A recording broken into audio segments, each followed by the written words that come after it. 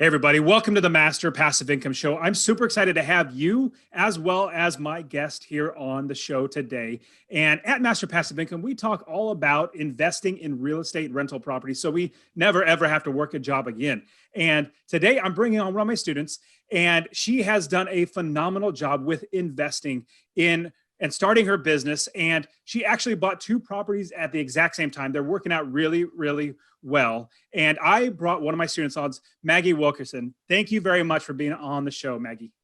Absolutely. Thanks for having me. So I always love to share with everybody that just normal everyday or regular everyday people can absolutely do this business, buy real estate, make passive income, and change their life, get more money than they would working a job. So what were you doing before you started investing? And then how did you make that transition in your mind to say, you know what, I really want to start investing in real estate? Yeah, I think for me the switch was flipped when I decided I wanted to retire early. And I have a great job, but working a 9 to 5 in a corporate environment, it's not necessarily something that I envision myself doing for the next 30 years. So that has really lit a fire underneath me. And I started investigating ways that I could build a business generating passive income to make that dream happen. So I investigated some other opportunities and started listening to podcasts, ended up finding Dustin, and then the rest was history. That's fantastic. And then you joined my Real Estate Wealth Builders and started learning. And very, very quickly, I was really excited to hear how quickly you got, well, obviously your first and second deal. And we'll get into how you actually did both of them at the exact same time, which is very, very uncommon for most people. So that's really, really exciting. Now, when you first started learning, investigating, and started getting education, once you joined the Real Estate Wealth Builders, what did you have any fears? Did you have any worries going into it? And then now that you're already past it, you're already making great passive income from your properties. How have those fears been alleviated? I think for me, I had bought two properties previously. So I'd gone through the process of financing properties. I'd been through a couple of refinances. So I had done it before, but I think taking that leap of buying a home sight unseen for the sole purpose of turning that into an investment, that was really new. So we were actually in a time crunch because we were selling one of our previously owned properties that was a former residence of ours, and we had been renting it out. It was not making any passive income. So that was not a great investment that we wanted to hold on to. But we learned about a 1031 exchange. And so we knew that once we closed on that property, the clock was going to start ticking. And I believe we would have had, I think it's 45 days to identify the property. A property. So we knew that the clock was going to be ticking. We had about a 45-day closing. And so I had that amount of time to educate myself on real estate investment, because once I did the calculation and figured out how much we would save in taxes by doing a 1031 exchange, I was like, this is a no-brainer. We've got to do this.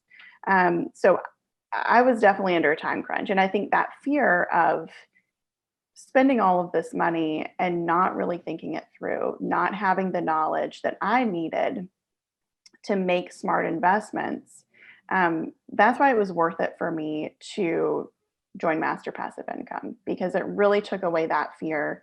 I knew I was getting the knowledge that I needed, and I had the support of you and the rest of our members. That's terrific. And talk about you finding that first property. Now, the education, there's a lot to learn, and definitely inside the Real Estate Wealth Builders, we have all that taken care of. But finding the property, finding the area of the country to invest, that's a lot of work you got to do on your own. Now, I teach you how to do it, but at the same time, my goal is not to give you a fish. Like, go look here, find this property, buy this property. I don't want to just give you a fish. I want to teach you how to fish so you can literally do it all over the country as many times as you want. So talk to us about finding this area of the country to invest, and then finding the exact properties, the first property and the second property. How was that process? So I relied really heavily on Zillow, and I know that you talk a lot about Zillow in the course as well. And I think it's just a really fantastic tool to set filters and to really figure out what you're looking for and then let Zillow do the work for you. And so when you're looking on MLS, and I think Zillow has homes that are listed by for sale by owner as well. So you really get a lot of options there. And there's just so many tools that make it easier. You can set reminders for yourself and it's very, very hands off. For me though, I also found success in the area that I was investing in by working with a real estate agent who specializes in working with investors. And I That's think great. this can probably be hit or miss in other areas of the country, but Memphis is a big area for investors. And so there are folks who specialize in working with people like us. And so I would recommend at least looking for somebody like that.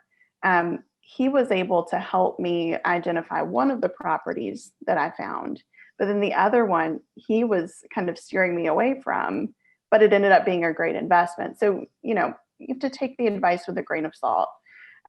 But those two tools, finding a great real estate agent who specializes in working with investors, it's very important. And then utilizing Zillow, it's a free tool, and I think it can be really helpful.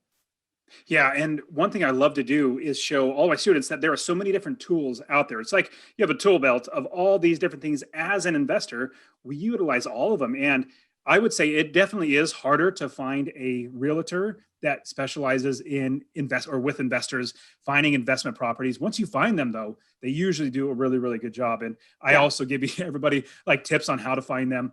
I've always had so many realtors say, "Oh yeah, this house looks fantastic. The curtains look beautiful. The grass is nice and manicured and things like that." I don't really don't care about that stuff. Tell me about the Yeah. investment side of it, and they don't really know it. I'm really, really glad you were able to find somebody that was able to do that. Now, you said that you had the first property that the realtor helped you find, but then you found the second property. Did you utilize the realtor for the second property as well? So I used him for both. He was a really great resource for me as well, just eyes on the ground, knowing the areas. And so even though one of the properties I found on my own, he was able to tell me, okay, well, this really is a great area. You're not going to go wrong here. Um, so, I think he was able to kind of be that other person for me that took away some of this fear out of the process. Um, I also found a great property management company in the area, and so I think both of those things combined are really key. Were key for me in my area to know that there's somebody that I can trust who, if we need to have work done, they've already done a million of these investment properties. Our property management company does those things too. So, I think finding those individuals, building the business, getting those people on the ground that you can trust who can go and take a look at these things. They know that this block is good for, renting or selling later on down the road, whereas the block over might not be that great. And that's things that you just don't know when you're investing out of state or in a different city. So that was really important for me, and being able to take the leap so quickly, having people there that could really help me, that I could trust. Yeah, I absolutely agree. I love depending on the experts who are literally there on the ground, who know exactly what they're doing. Because what I do get a lot of students that come and start working with me, and they say, "Well, I usually utilize like this website, and it has a whole bunch of different information, and it says like the general median rent amount for this city is this much." I'm like, I don't believe any of that stuff. Like literally, they're just Yeah. taking data and they're trying to figure it out.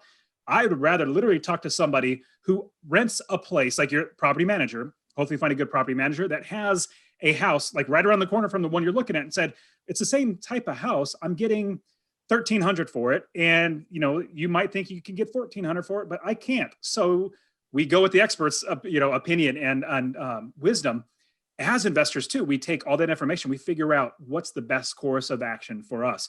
So when you find, tell us a little bit of finding about a property manager, because that's a big, big key. Because the realtor help us get into a good property, and the property manager will make sure that it's a good property future as we're investing and keeping the property.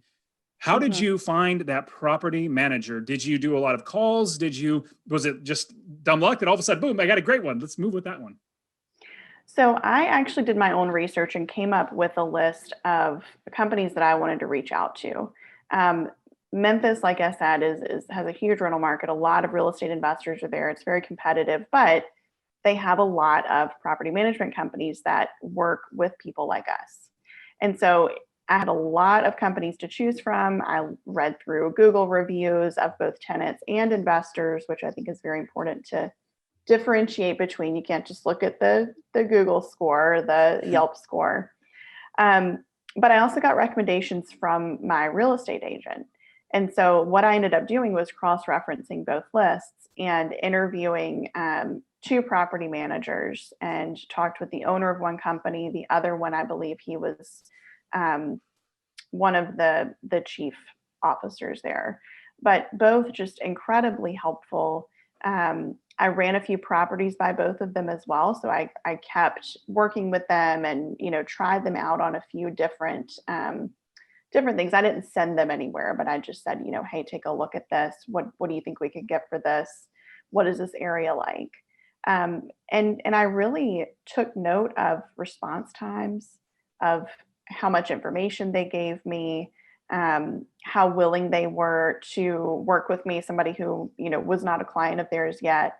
And so that was kind of my interview process with both. I ended up going with one of the recommendations from my real estate agent, and they actually also do a lot of renovations in the area.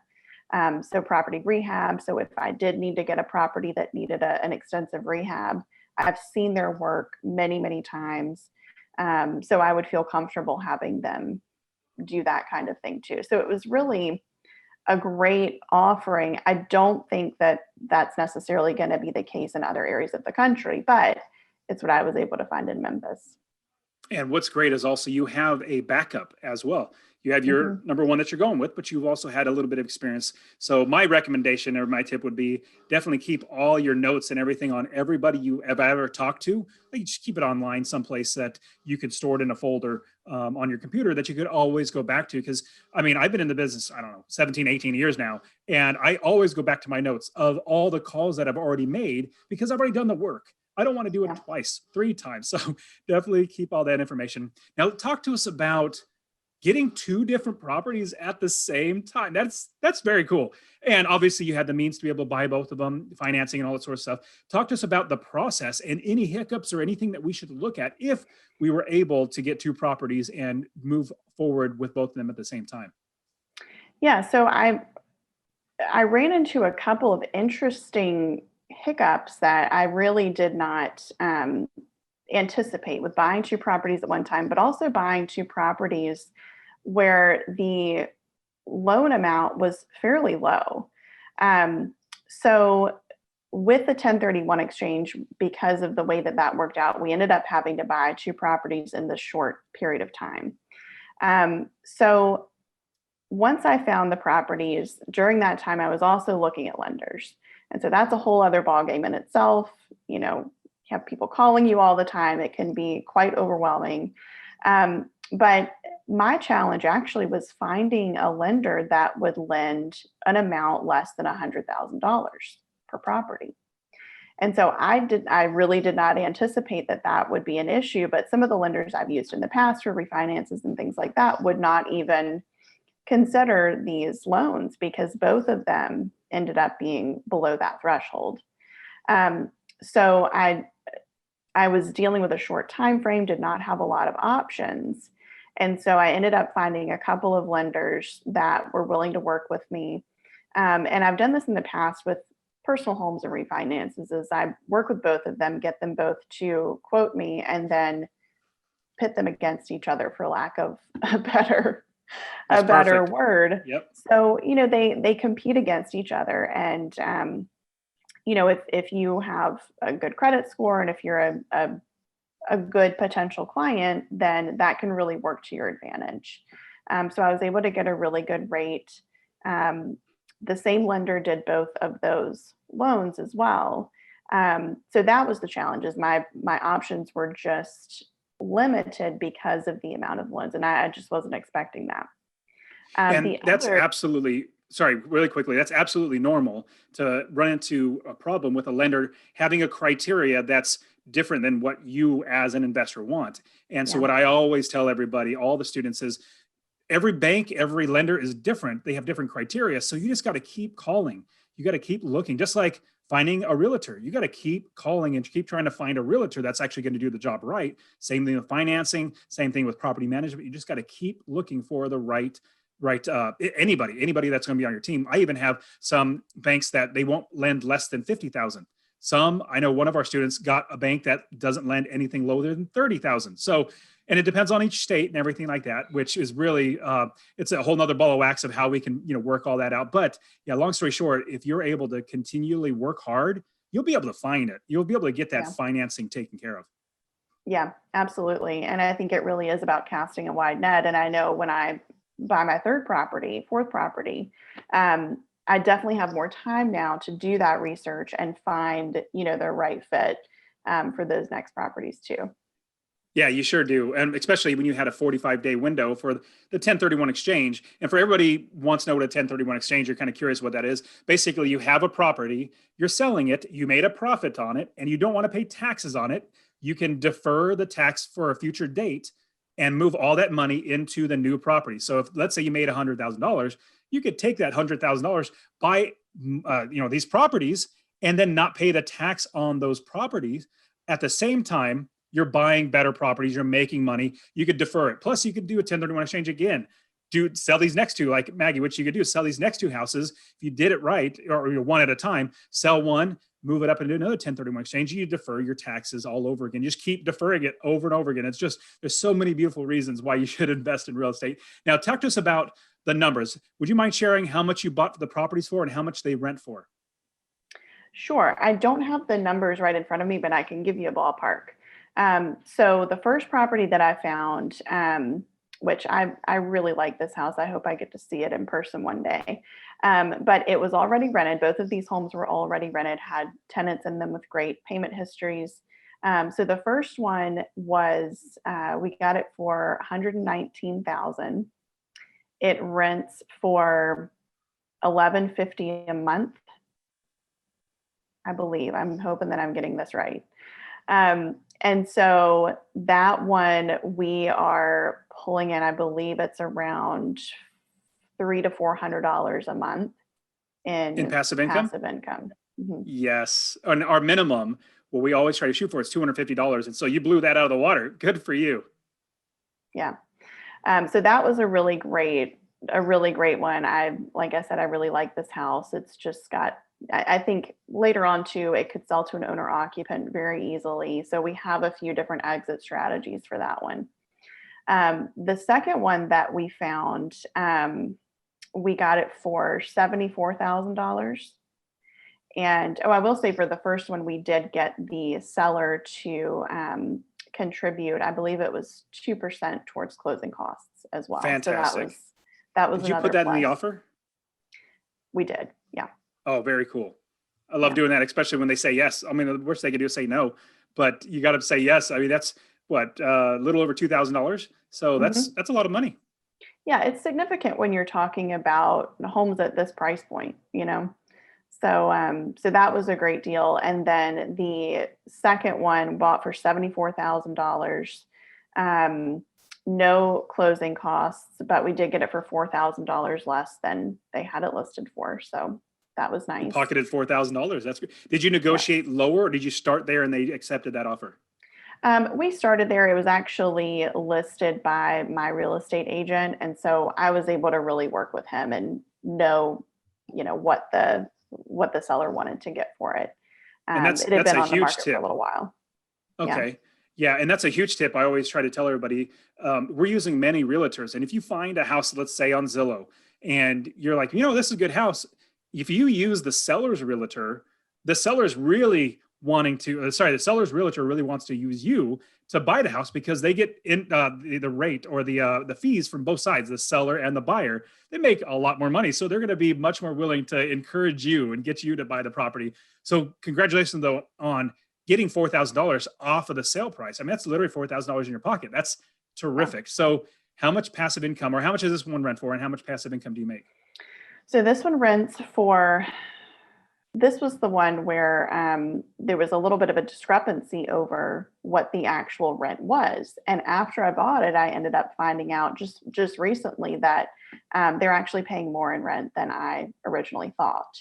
Oh, so Um, what, was it already rented? Is that what you're saying? it was already rented, yes, but there Got was it. just a little bit of confusion with the lease, with the amount of rent. And so I was anticipating a lower rent amount, and it's about, maybe 30 or $40 higher than I originally thought, which is great. So it's renting for, I believe, around $890 a month. And again, it's between $300 and $400 in passive income, just depending on, what I need to send to savings, to cover capital expenditures and things like that. Yeah. Man, that is phenomenal. Now, how much down payment did you put on the, would you put it like 20% down payment, or how did you do with that financing? So I did 20% on the first house. And then on the second house, I ended up doing 25% because I got a better interest rate. And so it just ended up with that loan amount, it just ended up being a better deal for me. No, I know what you mean. So with everything with financing, everything from terms to years and interest rates and down payments and all that stuff, there's a lot to go through, and you just really need to figure out what's the best for your situation. Literally where you are, how much money you have, the type of property. So now you have two properties, which is terrific, and you got them very, very quickly. Now they're passive income. Are you, it's really side note, are you saving that passive income to buy the next properties? And what's your thought for getting more properties? Absolutely. So all of that money is just building a little nest egg that will then go to buy more properties. So my goal is to buy between 20 and 25 properties, um, single family homes, duplexes. I don't want to go any larger than that, not at this point anyway. But just to keep going, we're saving money every month to go towards this endeavor. So, it's just, I anticipate the snowball will keep rolling. And as you buy the next property, it's going to make you more money to buy the next property. Then that money is going to make you more money to buy the next property. It's going to make you more money. It just keeps going. Like you said, the snowball just gets bigger and bigger. Yeah. It's so much fun to see that going. Now, do you have a goal, like a time frame? So we want 20 properties. You already have two. We got a lot of work to do to get to 20. Do you have a goal like 5 years from now that you really want to see you get to these 20 properties? 3 years. Oh, yeah. That's awesome. Well, I will So, definitely have you back on the show once you hit that. That would be phenomenal yeah, to hear that again.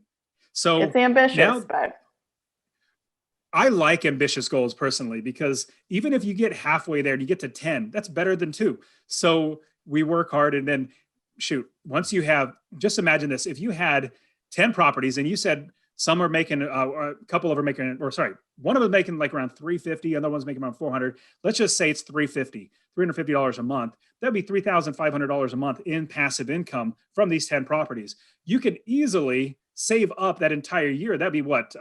Almost $40,000 in 1 year that you can save to buy the next property. And so it just keeps growing and getting bigger and bigger and bigger. So Maggie, you've given us so much great insights on how you did it. Do you have any tips or any strategies or anything that you learned along the way that you could possibly share with us that we would probably not have learned? I think one thing that was important for me that I learned that I will absolutely apply in the future is be clear on closing costs. So that was something that, because of my short time frame and because we were really under this very short time crunch to identify these properties and get them closed, um, and because I did not have as many lenders to choose from because of the time frame and the amount of the loans, I was hit with some closing costs that I really was not necessarily expecting. So I would just say be clear on that aspect. I know that we talk about interest rate and things like that a lot, but when you're dealing with smaller properties like this, the interest rate, the closing costs are not necessarily 3% of your purchase price. Like we tend to use that rule of thumb. So I think it's just really important to keep that in mind. Make sure that you're clear with lenders up front, because that can make or break working with this particular lender or not, and it can really eat into your income as well. So just something to keep your eyes peeled for. That's a fantastic point. And that's something we not necessarily look at, because they can come up and be a lot of money, just your financing and title fees, or if there's any other fees that you're going to have to look into paying. I mean, it gets in there. Yeah. Now, thinking about the real estate wealth builders, one thing that I absolutely love is the student success program. Now, you had a success partner. And so did that help very much? Because I know that your success partner is also successful as well. So tell me a little bit about working with another student and encouraging each other and working together to, make sure you guys move forward. Yeah. I honestly think that was a critical piece of this. I mean, the knowledge that I gained and really the confidence that I gained from working with you made all the difference for me. But having that cheerleader in Rosa Maria and She's doing terrific it too, yeah. together, I mean, she is killing it and she is doing something different than I am. She bought a house hack. And so being able to encourage each other, throw ideas around, learn from each other, that was really important, I think. So I'm so glad that we were, I guess, the first cohort who was able to do the success partners. And I think that it was just, I mean, we still stay in touch. We still have our regular calls. And That's so, we can really remain friends throughout this. And it's important because, as real estate investors who are working in this way, a lot of people think we're a little bit nuts. Friends and family who don't really understand what it means Oh, to yeah, buy they do. investment properties in another state that you've never seen.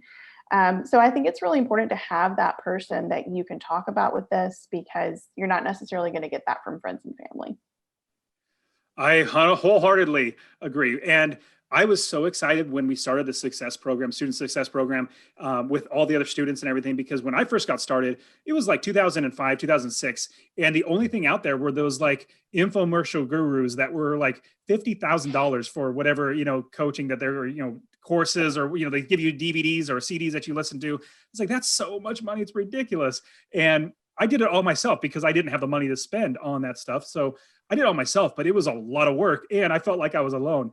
And as soon as I developed the student success program, I was so relieved that everybody that is a part of it is realizing that you can actually work together with other people and encourage each other on, bounce ideas off, all that sort of stuff. It's so much better investing with other people because we get a little, like you said, our friends and family think we're crazy, but hey, we're not. It actually works really well as long as we do it right. Yeah. They don't think I'm Yeah. crazy anymore. So I will say that.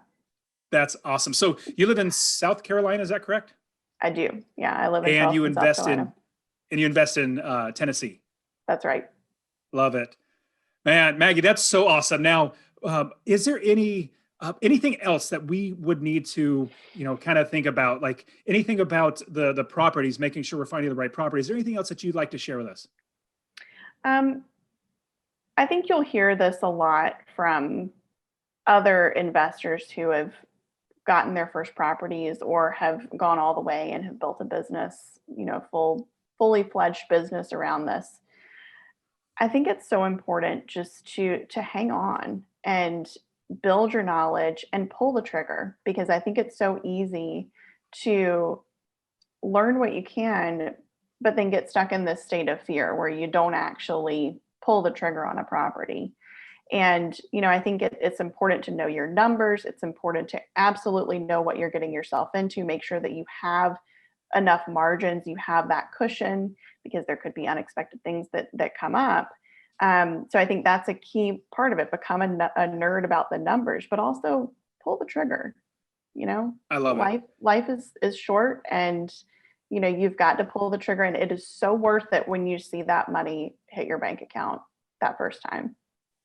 It's fantastic. And then year after year, it's just going to get even better and better. And I remember one of our group coaching calls that we had a bunch of other students on the group coaching call that we have. And I walked through your inspection reports just to make sure that everything that I'm seeing and that you're seeing that lines up and everything. And so that was super fun as well, because that's a whole nother thing that, most people don't really realize, because a lot of people say, just run the numbers, make sure you're going to make, passive income of like $50 or $100, and then buy the property, you'll be fine. Well, there's so much more into it, and even doing an inspection report. So, Maggie, you've given us so much great insight. I really, really appreciate your time. So do you want to share anything like in Instagram, or like, do you want anybody to be able to reach out to you? And if you don't, totally fine. We don't have to, but just want to give you the opportunity. Not anything that would be relevant, really. I'm just kind of doing my own thing right now, and but if I do start something on Instagram one day, I will be sure to share that with you, Dustin. Absolutely. Maggie, you're awesome. I'm super excited to have worked with you to get you to this level to where you're buying the property now. You can continually do it over and over again. So, Maggie, thank you very much for your time. I really appreciate you. Thank you so much. All right. Take care.